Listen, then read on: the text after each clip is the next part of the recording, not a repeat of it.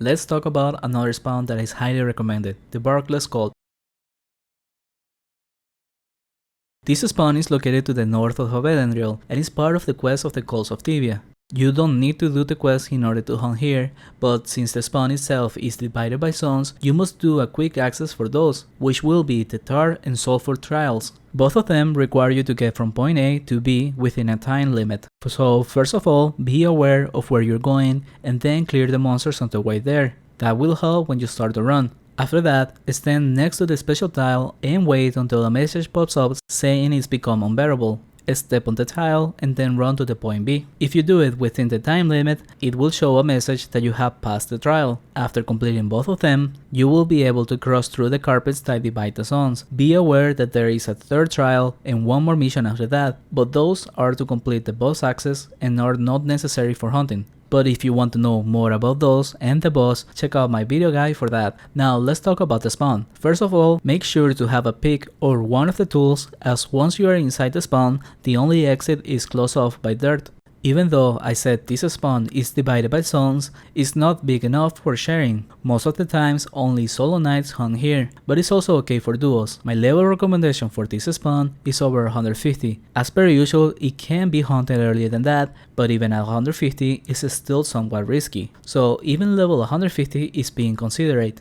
This spawn, similar to the lava lurkers, is 100% waste, as they don't drop anything valuable, so it is a pure experience spawn, and a good one for that. My first hunt with my new server character was a level 148, fully imbued with the skills 92, and the raw experience was of over 1.4kk. This improved when I came back at level 199 and skills 94, sitting at around 1.7kk raw experience, but for this spawn, skills are very helpful. With my high skills character at level 174, skills 123, my raw experience was of around 1.9kk, which I got up to 2kk a few levels later at 181.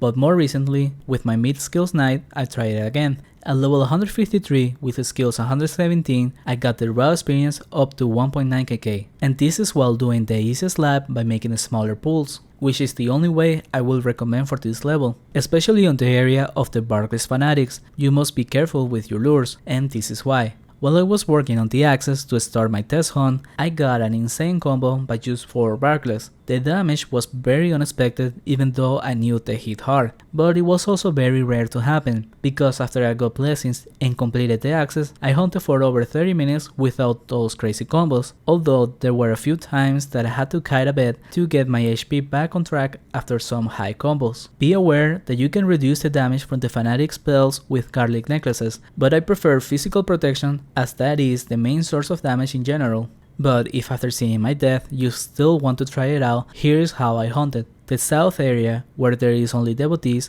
I was okay with doing 5 at a time. But there were a few small pools in between, mainly the 2 by the west area. I could have combined both into one of 6 monsters, but I didn't want to die again. There is one optional pool by the sulfur trial, which I was doing, but it's not necessary and sometimes it's hard to set up. And for the last pool of this area by the northeast, I will connect the monsters. But even though that turns into a 6 monster pool, I will have damaged the first 3 to red by the time I combine them both. Now for the second area with the Barkless fanatics, I was way more careful and avoided luring more than 4 at a time, and when I lured more than that, I will kite. So for this area I was doing just 5 pulls, mainly because they hit too hard, but also it wasn't necessary to do any more than that at this level. And for the last pull by the west door, I will stand on the door and connect the 2 fanatics with the 3 devotees outside, but even that was hard sometimes. So overall, always be ready to use health potions when you're killing the fanatics. On my higher level character, I hunted very similarly, especially the south area was roughly the same.